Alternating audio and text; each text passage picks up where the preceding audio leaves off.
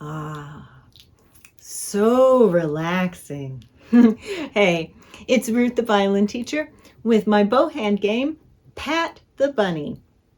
To do this game, we take a squishy toy about the right size of your hand, same size as your hand, and you make your bow hand bunny on it with the teeth sticking out over the pointy chin and one floppy ear and one perky sticking up ear, and you just pet the bunny.